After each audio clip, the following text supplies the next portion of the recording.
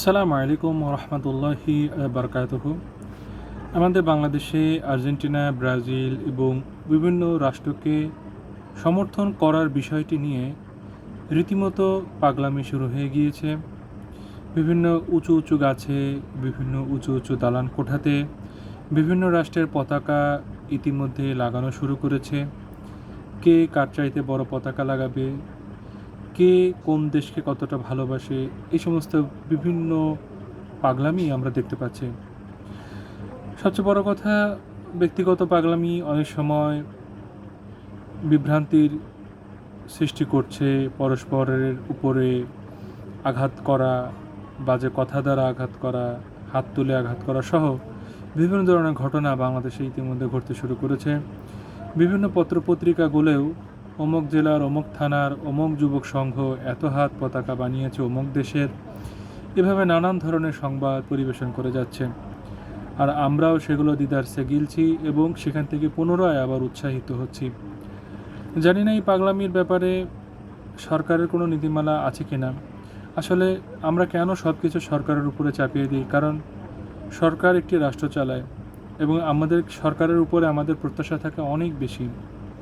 এজন্য আমরা সব কিছুতেই সরকারের উপরে আমাদের প্রত্যাশাটা থাকে, বা বলতে গেলে সরকার প্রধান যিনি থাকেন তার উপরে আমাদের একটা বিশেষ প্রত্যাশা থাকে। যখনই সেগুলো হয় না বা ভিন্ন কিছু হতে গিয়েও ভিন্ন কিছু হয়ে যায়, তখন আমরা হতাশ হই এবং আমরা যারা ধৈর্যহারা হয়ে যাই এবং সরকারকে বা সরকার প্রধানকে আমরা গালাগাল করে থাকি।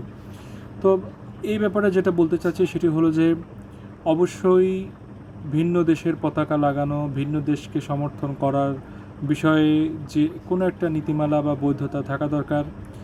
এবং পুলিশ সদস্য যদি বাড়ানো না যায়, তবে আইনশৃঙ্খলা আইন অনেক কঠোর আইন করেও কোনো লাভ নেই। কী করতে হবে? আইন মানাইতে বাধ্য করতে হবে। তো আইন মানাইতে বাধ্য করতে চাইলে দুইটা রাস্তা। একটি হলো, যে আইন বাংলাদেশে বর্তমান প্রচলিত যে আইন আছে বা যে আইনটা চলছে, এই আইনটাকে মানুষকে মানাইতে বাধ্য করাইতে হবে। তার জন্য আপনার সঠিক সংখ্যার বাহিনী লাগবে, সঠিক সংখ্যার আইন প্রয়োগকারী সংস্থা লাগবে। এর আগে আমি একটা প্রস্তাব দিয়েছিলাম যে এসএসসি পরবর্তী 1 বছর এবং এইচএসসি অথবা ডিগ্রি বা অনার্স পড়াকালীন 1টি বছর এই সমস্ত ছাত্রদেরকে পুলিশিং কর্মকাণ্ডের সাথে যুক্ত করতে। সারা বাংলাদেশে প্রায় 50 থেকে 80 লক্ষ ছাত্র বা ছাত্রছাত্রী একসাথে পড়ালেখা করছে। তাদের একাডেমিক কার্যক্রমের মধ্যে 1 বছর তারা পুলিশের সহযোগিতার ভূমিকায় থাকবে এবং তাদের বেতন বা বেতনটা হবে ভাতা আর কি। তারা হচ্ছে ভাতা পাবে 8-10 হাজার, যেটাই হোক, ছাত্র তারা ভাতা পাবে এবং তারা পুলিশকে ব্যাপকভাবে হেল্প করবে। এভাবে সারা বাংলাদেশে যদি 10 লক্ষ ছাত্র প্রতি বছর, একটা ছাত্র 1 থেকে 2 বছর পুলিশিং কার্যক্রমের সাথে সম্পৃক্ত থাকতে পারবে। এই 10 লক্ষ ছাত্রর মধ্যে প্রতি বছরই পুরাতন ছাত্ররা বের হয়ে যাবে এবং নতুন ছাত্ররা এর মধ্যে ইনক্লুড হবে। এবং মূল বাহিনী যেগুলো বাংলাদেশে রয়েছে সেখানকার নিয়োগ বিজ্ঞপ্তি, পাবলিক নিয়োগ বিজ্ঞপ্তি বন্ধ হয়ে যাবে। এই যে ছাত্ররা 2টা বছর পুলিশিং কার্যক্রমে ঢুকবে, এখান থেকে যারা ভালো পারফর্ম করবে তারা বিভিন্ন বাহিনীতে প্রবেশ করতে পারবে। এইভাবে যদি আপনি দেখা যাবে যে আইন প্রয়োগ করানোর জন্য যে সংখ্যক আপনার ফোর্স দরকার হয়, সেই ফোর্স আপনি পেয়ে গেলেন। ছাত্রদের একটি ভাতার ব্যবস্থা হলো, এখান থেকে সঠিক ছাত্ররা চাকরি পেল। এটা হচ্ছে আপনাকে ফোর্স করে, জোর করে মানুষকে আইন মানতে বাধ্য করা।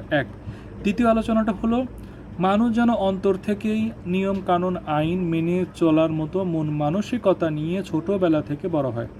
তার জন্য কি করতে হবে? প্রতিটা মানুষকে দেশের নাগরিকত্ব পেতে চাইলে অবশ্যই তাকে এসএসসি পাস করতে হবে। যদি বিশেষ কিছু মানুষ থাকে, বিশেষ মানুষ, এটা বিভিন্ন সংজ্ঞায় সংজ্ঞায়িত করা যেতে পারে। বিশেষ মানুষগুলোর ক্ষেত্রে এসএসসি পর্যন্ত পড়তে হবে। পাস করতে না পারলে বিশেষ মানুষের ক্ষেত্রে কর্তৃপক্ষ সঠিক সিদ্ধান্ত নেবে। এবং যারা নর্মাল মানুষ তাদেরকে অবশ্যই এসএসসি পাস করতে হবে, তাহলে সে ভোটার আইডি কার্ড পাবে, তাহলে সে পাসপোর্ট করতে পারবে এবং তাহলেই সে বিভিন্ন নাগরিক সুযোগ সুবিধা পাবে। এবং এই 0 থেকে এইচএসসি পর্যন্ত সেই মানুষটিকে এমন পড়ালেখায়, এমন সিলেবাসে, এমনভাবে গড়ে তুলতে হবে যেন এই মানুষটি অন্তর থেকে আন্তরিকভাবে নিজ থেকেই দেশের প্রতি দেশপ্রেম, দেশের মানুষের প্রতি প্রেম, সে নিজে ভালো মানুষ হয়ে গড়ে ওঠা। তার জন্য কী করতে হবে? ধর্মীয় শিক্ষা, দেশপ্রেম এর সমন্বয়ে অত্যন্ত সুন্দর একটি সিলেবাস প্রণয়ন করতে হবে। এবং শুধু সেটিই নয়, ধর্মীয় শিক্ষকদের, শক্তিশালী ধর্মীয় শিক্ষকদের মাধ্যমে, আধ্যাত্মিক শিক্ষার মাধ্যমে প্রত্যেকটা শিশু সন্তান, প্রত্যেকটা ব্যক্তিকে শিশু শ্রেণী থেকে ক্লাস এসএসসি পর্যন্ত তাকে গড়ে তুলবে।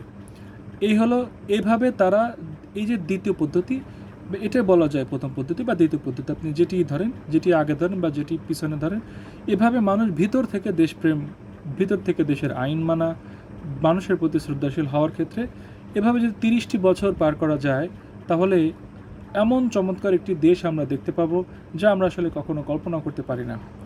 আমার ভিডিও কার কাছে পৌঁছাবে না আমি জানি না। যদি যারা দেশ পরিচালনা করেন, যদি তাদের কাছে এই ভিডিওটি পৌঁছায়, তবে এখান থেকে কোনো পয়েন্ট নিতে পারে বা এর চাইতেও ভালো কোনো কিছু আপনারা অ্যাপ্লাই করেন যা দেশের জন্য মঙ্গলজনক। আপনার সুস্বাস্থ্য কামনা করছি। আসসালামু আলাইকুম।